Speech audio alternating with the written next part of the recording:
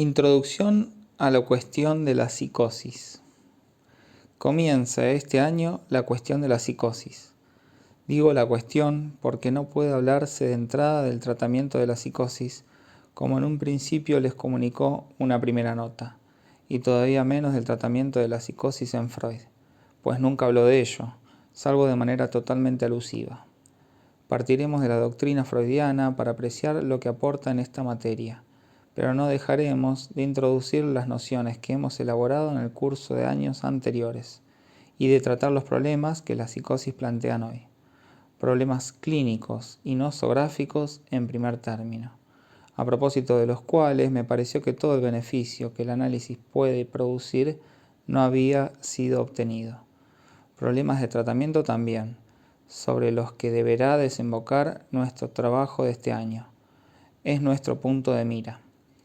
No es casualidad si di primero como título aquello con lo que terminaremos. Admitamos que es un lapsus significativo. Quisiera poner el énfasis en una evidencia primera, que como siempre es la que menos ha sido señalada, en lo que se hizo, en lo que se hace, en lo que se está haciendo en lo tocante al tratamiento de la psicosis. Se abordan mucho más fácilmente las esquizofrenias que las paranoias. El interés por ellas es mucho más vivaz. Se espera mucho de sus resultados. ¿Por qué, en cambio, para la doctrina freudiana la paranoia es la que tiene una situación algo privilegiada, la de un nudo, aunque también la de un núcleo resistente? Quizá tomará largo tiempo responder a esta pregunta, pero la misma subyacerá nuestro andar. Por supuesto, Freud no ignoraba la esquizofrenia. El movimiento de elaboración del concepto le era contemporáneo. Pero, si ciertamente reconoció, admiró e incluso alentó los trabajos de la escuela de Zúrich y relacionó la teoría analítica con lo que se edificaba en torno a Bleuler. Permaneció, sin embargo, bastante alejado. Se interesó de entrada y esencialmente en la paranoia, para indicar de inmediato un punto de referencia al que podrán remitirse. Recuerdo que al final de la observación del caso Schreber, que es el texto principal de su doctrina en lo concerniente a la psicosis, Freud traza una línea de división de las aguas, si me permiten la expresión, entre por un lado la paranoia y por otro todo lo que le gustaría, dice, que se llamase parafrenia, que corresponde con toda exactitud al campo de las esquizofrenias. Esta es una referencia necesaria para la comprensión de lo que diremos luego. Para Freud, el campo de la psicosis se divide en dos. ¿Qué recubre el término psicosis en el ámbito psiquiátrico? Psicosis no es demencia. Las psicosis son, si quieren, no hay razón para no darse el lujo de utilizar esta palabra, lo que corresponde a lo que siempre se llamó y legítimamente se continúa llamando así, las locuras. En este ámbito Freud divide dos partes. No se metió mucho más allá de eso en materia de nosología de la psicosis, pero es muy claro sobre este punto, y dada la calidad de su autor, no podemos considerar esta distinción como desdeñable. Como suele ocurrir, en esto Freud no está absolutamente de acuerdo con su época. ¿Está retrasado? ¿Está adelantado? Esta es la ambigüedad. A primera vista, está muy retrasado. No puedo hacer aquí el historial de la paranoia desde que hizo su aparición, con un psiquiatra discípulo de Kant a comienzos del siglo XIX, pero sepan que su extensión máxima en la psiquiatría alemana recubría casi íntegramente todas las locuras. El 60% de los enfermos de los asilos llevaba la etiqueta de paranoia. Todo lo que llamamos psicosis o locura era paranoia. En Francia, la palabra paranoia, en el momento en que fue introducida en la nosología, momento extremadamente tardío, hace más o menos unos 50 años, fue identificada con algo fundamentalmente diferente. Un paranoico, por lo menos antes de que la tesis de cierto Jacques Lacan intentara crear un gran alboroto que se limitó a un pequeño círculo, al pequeño círculo que conviene, lo que hace que hoy ya no se habla de los paranoicos como antes. Un paranoico era un malvado, un intolerante, un tipo con mal humor, orgullo, desconfianza, susceptibilidad, sobreestimación de sí mismo. Esta característica era el fundamento de la paranoia. Cuando el paranoico era demasiado paranoico, llegaba a delirar. Se trataba menos de una concepción que de una clínica, por otra parte muy sutil.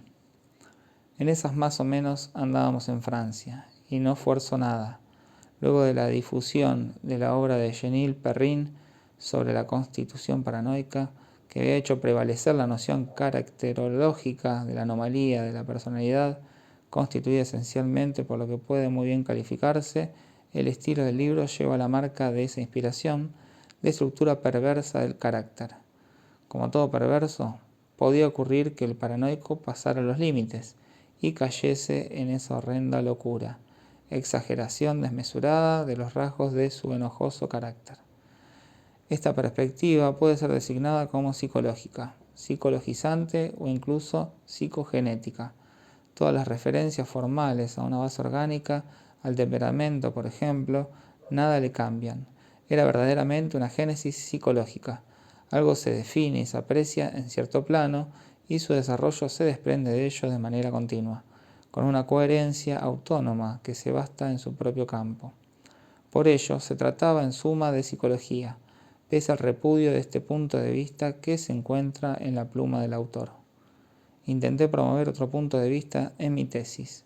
Con seguridad era todavía un joven psiquiatra y fui introducido en gran parte en el tema por los trabajos, la enseñanza directa y me atrevería incluso a decir la familiaridad de alguien que desempeñó un papel muy importante en la psiquiatría francesa de aquella época, de Clérambault, cuya persona, acción e influencia evocaré en esta charla introductoria.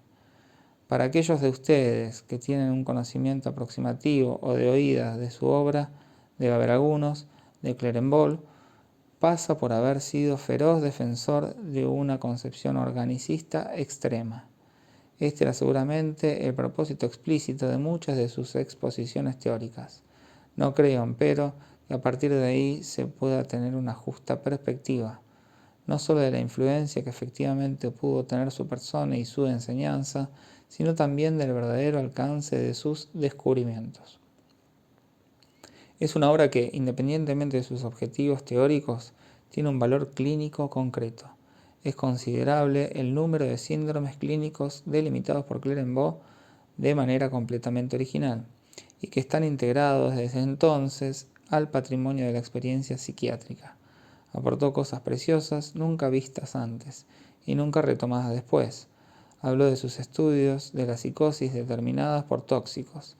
En una palabra, en el orden de la psicosis, Clérambault sigue siendo absolutamente indispensable. La noción de automatismo mental está polarizada aparentemente en la obra y en la enseñanza de Clérambault, por la preocupación de demostrar el carácter fundamentalmente anideico, como solía decir, de los fenómenos que se manifiestan en la evolución de la psicosis, lo que quiere decir no conforma una sucesión de ideas, lo cual no tiene mucho más sentido que, por desgracia, el discurso del amo. Esta delimitación se hace entonces en función de una comprensibilidad supuesta. La referencia primera a la comprensibilidad sirve para determinar precisamente lo que se presenta como ruptura y como incomprensible. Esta es una asunción de la que sería exagerado decir que es muy ingenua, pues sin duda alguna es la más común y temo que aún entre ustedes, al menos entre muchos de ustedes, el progreso principal de la psiquiatría desde la introducción de ese movimiento de investigación que se llama el psicoanálisis consistió, se cree, en restituir el sentido en la cadena de los fenómenos. En sí no es falso. Lo falso, empero, es imaginar que el sentido en cuestión es lo que se comprende. Lo nuevo que habríamos aprendido se piensa en el medio ambiente de las salas de guardia, expresión del sensus común de los psiquiatras. Es a comprender a los enfermos. Este es un puro espejismo. La noción de comprensión tiene una significación muy neta. Es un resorte del que Jasper hizo, bajo el nombre de relación de comprensión, el pivot de toda su psicopatología llamada general. Consiste en pensar que hay cosas que son obvias que, por ejemplo, cuando alguien está triste se debe a que no tiene lo que su corazón anhela. Nada más falso. Hay personas que tienen todo lo que anhela su corazón y que están tristes de todos modos. La tristeza es una pasión de naturaleza muy diferente. Quisiera insistir, cuando le dan una bofetada a un niño, pues bien, llora. Eso se comprende, sin que nadie reflexione que no es obligatorio que llore. Me acuerdo del muchachito que, cuando recibió una bofetada, preguntaba, ¿es una caricia o una cachetada? Si se le decía que era una cachetada, lloraba, formaba parte de las convenciones, de las reglas del momento, y si era una caricia, estaba encantado. Por cierto, esto no agota el asunto. Cuando se recibe una bofetada, hay muchas maneras de responder a ella, además de llorar. Se puede devolverla, ofrecer también la otra mejilla. También se puede decir golpea, pero escucha. Se presenta una gran variedad de secuencias que son descuidadas en la noción de relación de comprensión, tal como la explicita Jaspers. De aquí a la vez que viene pueden referirse a su capítulo la noción de relación de comprensión. Las incoherencias aparecen rápido. Es la utilidad de un discurso sostenido. La comprensión solo es evocada como una relación siempre limítrofe. En cuanto nos acercamos a ella, es, hablando estrictamente, inasible. Los ejemplos que Jasper considera los más manifiestos, sus puntos de referencia, con lo que confunde muy rápido y en forma obligada la noción misma, son referencias ideales. Pero lo llamativo es que no puede evitar, en su propio texto, y pese a todo el arte que dedica a obtener este espejismo, dar ejemplos que siempre han sido refutados precisamente por los hechos. Por ejemplo, como el suicidio da fe de una inclinación hacia el declinar, hacia la muerte. Parece que cualquiera podría decir, pero únicamente si se lo busca para hacérselo decir, que se produce con más facilidad en el declinar de la naturaleza, vale decir en otoño. Ahora bien, se sabe desde hace mucho tiempo que los suicidios son más numerosos en primavera. Esto no es ni más ni menos comprensible. Sorprenderse de que los suicidios sean más numerosos en primavera que en otoño solo puede basarse en ese espejismo inconsistente que se llama la relación de comprensión, cual si hubiese alguna cosa en ese orden que pudiese alguna vez ser captada. Se llega así a concebir que la psicogénesis se identifica con la reintroducción en la relación con el objeto psiquiátrico. De esta famosa relación es muy difícil, a decir verdad, concebirlo, porque es literalmente inconcebible, pero como todas las cosas que son escudriñadas en detalle, apresadas en un verdadero concepto, permanece como una suposición latente, que está latente en todo el cambio de tono de la psiquiatría desde hace unos 30 años. Pues bien, si esto es la psicogénesis, digo, porque pienso que la mayoría de ustedes es capaz ahora de captarlo, luego de 2 años de enseñanza sobre lo simbólico, lo imaginario y lo real, y lo digo también para quienes no están al tanto todavía, el gran secreto del psicoanálisis es que no hay psicogénesis. Si la psicogénesis es esto, es precisamente aquello de lo que el psicoanálisis está más alejado. Por todo su movimiento, por toda su inspiración, por todos sus resortes, por todo lo que introdujo, por todo aquello hacia lo que nos conduce, por todo aquello en que debe mantenernos. Otra manera de expresar las cosas, que va más lejos aún, es decir que lo psicológico, si intentamos ceñirlo de cerca, es lo etológico. El conjunto de los comportamientos del individuo, biológicamente hablando, en sus relaciones con su entorno natural. Esta es una definición legítima de la psicología. Hay ahí un orden de relaciones de hecho, algo objetivable, un campo suficientemente limitado. Pero para constituir un objeto de ciencia es necesario ir un poquito más allá. Hay que decir de la psicología humana lo que decía Voltaire, de la historia natural, a saber que no es tan natural y que, para decirlo todo, es lo más antinatural que hay.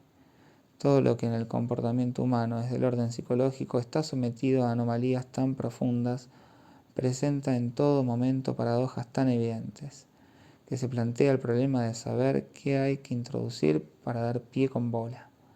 Si se olvida el relieve, el resorte esencial del psicoanálisis, inclinación constante, por supuesto, de los psicoanalistas, como se comprueba cotidianamente, volvemos a toda suerte de mitos formados en una época que aún queda por definir y que se sitúa aproximadamente a fines del siglo XVIII. Mito de la unidad de la personalidad, mito de la síntesis, mito de las funciones superiores e inferiores, confusión en cuanto al automatismo. Todos estos tipos de organización del campo objetivo muestran a cada momento el crujido, el descuartizamiento, el desgarro, la negación de los hechos, el desconocimiento de la experiencia más inmediata.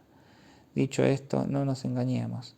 No estoy cayendo en el mito de esa experiencia inmediata que es el fondo de lo que llaman psicología y hasta psicoanálisis existencial.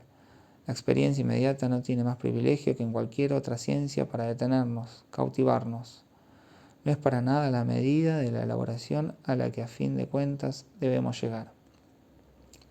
La enseñanza freudiana, cabalmente conforme en esto a lo que se produce en el resto del ámbito científico, por diferente que debamos concebirlo del mito que es el nuestro, hace intervenir recursos que están más allá de la experiencia inmediata y que en modo alguno pueden ser captados de manera sensible.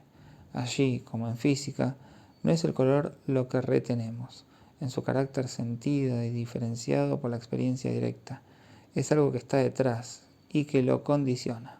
La experiencia freudiana no es para nada preconceptual, no es una experiencia pura, es una experiencia verdaderamente estructurada por algo artificial que es la relación analítica, tal como la constituye la confesión que el sujeto hace al médico, y por lo que el médico hace con ella. Todo se elabora a partir de este modo operatorio primero. A través de este repaso deben haber reconocido ya los tres órdenes cuya necesidad para comprender cualquier cosa de la experiencia analítica siempre les machaco, a saber, lo simbólico, lo imaginario y lo real. Vieron aparecer a su momento lo simbólico cuando hice alusión, por dos flancos diferentes, a lo que está más allá de toda comprensión, en cuyo seno toda comprensión se inserta, y que ejerce una influencia tan manifiestamente perturbadora en las relaciones humanas e interhumanas. Vieron también asomar lo imaginario en la referencia que hice a la teología animal, es decir, a esas formas cautivantes o captadoras, que constituyen los rieles por los cuales el comportamiento animal es conducido hacia sus objetivos naturales. Vieron que no tiene para nosotros olor de santidad, tituló uno de sus libros La sensación guía de vida. Es un título muy bello, pero no sé si se aplica tanto a la sensación como dice, y el contenido del libro ciertamente no lo confirma.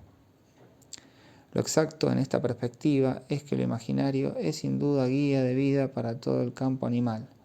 Si la imagen juega también un papel capital en el campo que es el nuestro, es un papel que ha sido revisado, refundido, reanimado de cabo a rabo por el orden simbólico. La imagen está siempre más o menos integrada en ese orden, que, se los recuerdo, se define en el hombre por su carácter de estructura organizada. ¿Qué diferencia hay entre lo que es del orden imaginario o real y lo que es del orden simbólico?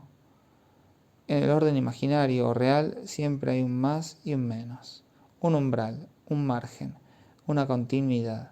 En el orden simbólico todo elemento vale en tanto opuesto a otro. Tomemos un ejemplo en el ámbito en que comenzamos a introducirnos. Uno de nuestros psicóticos relata el mundo extraño en que entró desde hace un tiempo. Todo se ha vuelto signo para él. No solo es espiado, observado, vigilado, se habla, se dice, se indica, se lo mira, se le guiña el ojo, sino que esto invade. Verán de inmediato establecerse la ambigüedad, el campo de los objetos reales inanimados no humanos. Observemos esto un poco más en detalle. Si encuentro un auto rojo en la calle, un auto no es un objeto natural, no por casualidad dirá, pasó en ese momento. Interroguémonos sobre la intuición delirante. Este auto tiene una significación, pero a menudo el sujeto es incapaz de precisar cuál. ¿Es favorable? ¿Es amenazadora? Con toda seguridad el auto está ahí por algo. Podemos tener de este fenómeno el más indiferenciado que hay, tres concepciones completamente diferentes. Podemos enfocar las cosas desde el ángulo de una aberración perceptiva. No crean que estamos lejos de esto. Hasta hace no mucho tiempo a ese nivel se hacía la pregunta acerca de lo que experimentaba de manera elemental el sujeto alienado. Quizás sea un daltónico que ve el rojo verde y al revés. Quizá no distingue el color.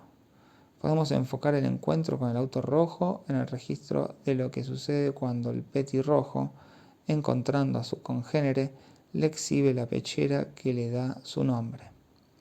Se demostró que esta vestimenta de los pájaros corresponde a la custodia de los límites del territorio, y que el encuentro por sí solo determina cierto comportamiento en relación al adversario. El rojo tiene aquí una función imaginaria que, precisamente en el orden de las relaciones de comprensión, se traduce por el hecho de que ese rojo al sujeto lo hará ver rojo. Le parecerá llevar en sí mismo el carácter expresivo e inmediato de la hostilidad o de la cólera. Por último, podemos comprender el autor rojo en el orden simbólico, como, por ejemplo, se comprende el color rojo en un juego de cartas, vale decir en tanto opuesto al negro, como formando parte de un lenguaje ya organizado. Estos son los tres registros distinguidos y también están distinguidos los tres planos en los que puede internarse nuestra sediente comprensión del fenómeno elemental. La novedad de lo que Freud introdujo cuando abordó la paranoia es aún más deslumbrante que en cualquier otro lado. Quizá porque es más localizada y porque contrasta más con los discursos contemporáneos sobre la psicosis. Vemos proceder aquí la entrada de Freud con una audacia que tiene el carácter de un comienzo absoluto. Sin duda, la Traumdeutung es también una creación.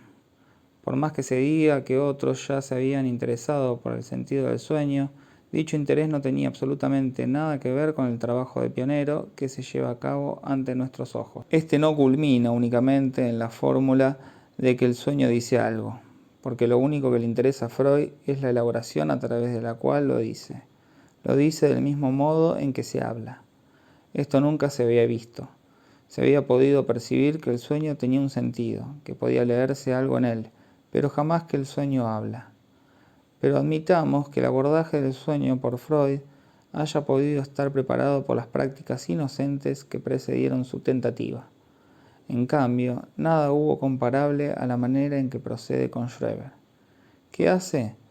Toma el libro de un paranoico, cuya lectura recomienda platónicamente en el momento en que escribe su propia obra, no dejen de leerlo antes de leerme, y ofrece un desciframiento champolliónesco, lo descifra del mismo modo en que se descifran los jeroglíficos. Entre todas las producciones literarias del tipo del alegato, entre todas las comunicaciones de quienes, habiendo pasado más allá de los límites, hablan de la extraña experiencia que es la del psicótico, la obra de Schreber es ciertamente una de las más llamativas. Hay allí un encuentro excepcional entre el genio de Freud y un libro único. Dije genio, sí. Hay por otra parte de Freud una verdadera genialidad que nada debe a penetración intuitiva alguna. Es la genialidad del lingüista que ve aparecer varias veces en un texto el mismo signo. Parte de la idea de que debe querer decir algo, y logra restablecer el uso de todos los signos de esa lengua. La identificación prodigiosa que hace Freud de los pájaros del cielo con las jovencitas participa de este fenómeno. Es una hipótesis sensacional que permite reconstituir toda la cadena del texto, comprender no solo el material significante en juego, sino, más aún, reconstituir esa famosa lengua fundamental de la que habla Schreber. Más claramente que en cualquier otra parte, la interpretación analítica se demuestra aquí simbólica, en el sentido estructurado del término. Esta traducción es, en efecto, sensacional. Pero, cuidado, deja en el mismo plano el campo de la psicosis y el de las neurosis. Si la aplicación del método analítico solo proporcionara una lectura del orden simbólico, se mostraría incapaz de dar cuenta de la distinción entre ambos campos. Es entonces más allá de esta dimensión donde se plantean los problemas que son el objeto de nuestra investigación este año. Ya que se trata del discurso impreso del alienado, es manifiesto entonces que estamos en el orden simbólico. Ahora, ¿cuál es el material mismo de ese discurso? ¿A qué nivel se despliega el sentido traducido por Freud? ¿Dónde se toman prestados los elementos de nominación de ese discurso? De manera general, el material es el propio cuerpo. La relación con el propio cuerpo caracteriza en el hombre el campo, a fin de cuentas reducido, pero verdaderamente irreductible de lo imaginario.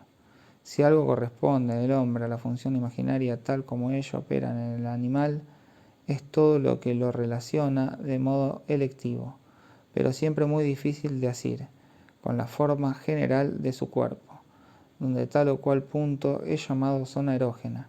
Esta relación, siempre el límite de lo simbólico, solo la experiencia analítica permitió captarla en sus mecanismos últimos. Esto es lo que el análisis simbólico del caso Schreber demuestra.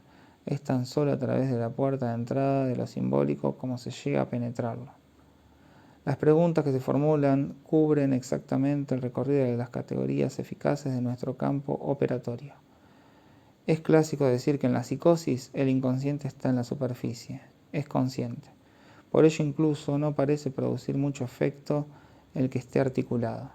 Desde esta perspectiva, en sí misma asaz instructiva, podemos señalar de entrada que, como Freud siempre lo subrayó, el inconsciente no debe su eficacia pura y simplemente al rasgo negativo de ser un unbewusst, un no consciente.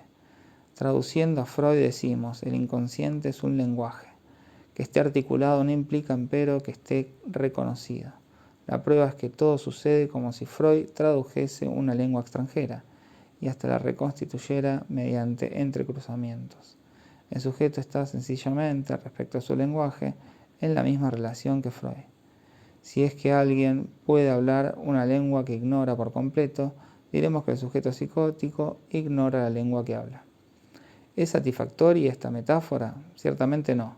El asunto no es tanto saber por qué el inconsciente que está ahí, articulado a ras de tierra, queda excluido para el sujeto, no asumido, sino saber por qué aparece en lo real. Espero que muchos de ustedes recuerden el comentario que Jean Hippolyte hizo aquí de la Verneinung, y lamento su ausencia de esta mañana, que me impide asegurarme de que no deformo los términos que puntualizó. Lo que destacaba claramente su análisis de este texto fulgurante es que en lo inconsciente todo no está tan solo reprimido, es decir, desconocido por el sujeto luego de haber sido verbalizado, sino que hay que admitir, detrás del proceso de verbalización, un hallazgo primordial, una admisión en el sentido de lo simbólico que puede a su vez faltar. Este punto se cruza con otros textos, y especialmente con un pasaje todo lo explícito posible, donde Freud admite un fenómeno de exclusión para el cual el término Verwerfung parece válido, y que se distingue de la Verneinung, la cual se produce en una etapa muy ulterior. Puede ocurrir que un sujeto rehúse el acceso a su mundo simbólico de algo que sin embargo experimentó y que en esta oportunidad no es ni más ni menos que la amenaza de castración. Toda la comunicación del desarrollo del sujeto muestra que nada quiere saber de ella. Freud lo dice textualmente, en el sentido reprimido. Lo que cae bajo la acción de la represión retorna, pues la represión y el retorno de lo reprimido no son sino el derecho y el revés de una misma cosa. Lo reprimido siempre está ahí, y se expresa de modo perfectamente articulado en los síntomas y en multitud de otros fenómenos. En cambio, lo que cae bajo la acción de la Verwerfung tiene un destino totalmente diferente. No es inútil recordarles al respecto mi comparación del año pasado entre ciertos fenómenos del orden simbólico y lo que sucede en las máquinas, en el sentido moderno del término, esas máquinas que todavía no llegan a hablar, pero que de un minuto al otro lo harán. Se las nutre con pequeñas cifras y se espera que nos den lo que quizás nos hubiera tomado 100.000 años calcular. Pero solo podemos introducir cosas en el circuito respetando el ritmo propio de la máquina.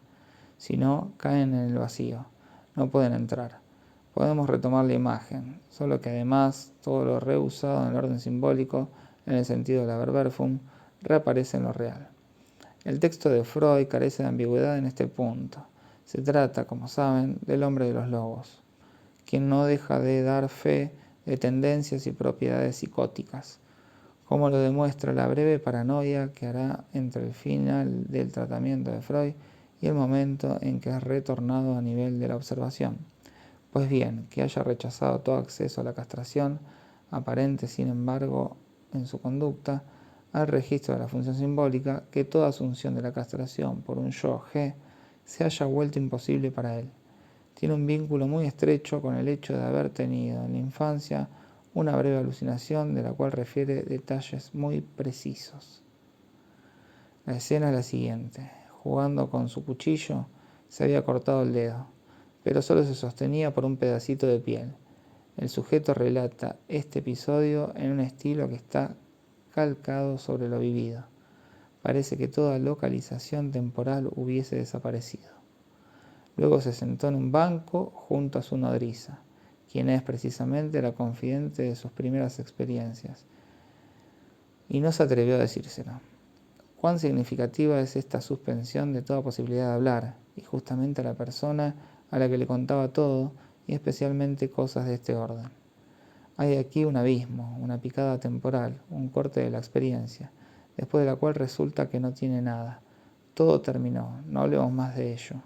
La relación que Freud establece entre este fenómeno y ese muy especial no saber nada de la cosa, ni siquiera en el sentido de lo reprimido, expresado en su texto, se traduce así. Lo que es rehusado en el orden simbólico vuelve a surgir en lo real.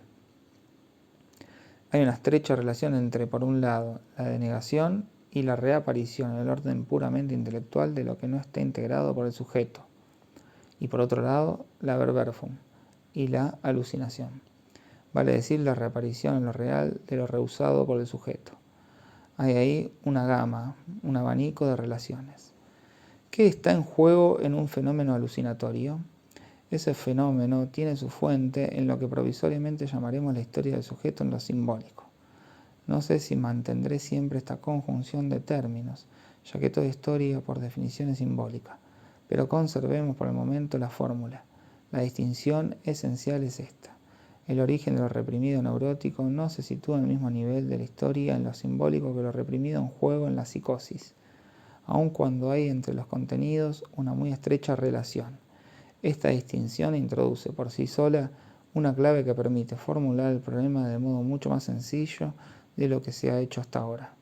Lo mismo ocurre con el esquema del año pasado en lo que concierne a la alucinación verbal. Nuestro esquema, les recuerdo, figura la interrupción de la palabra plena entre el sujeto y el otro con mayúscula, y su desvío por los dos yo, a y a', y sus relaciones imaginarias.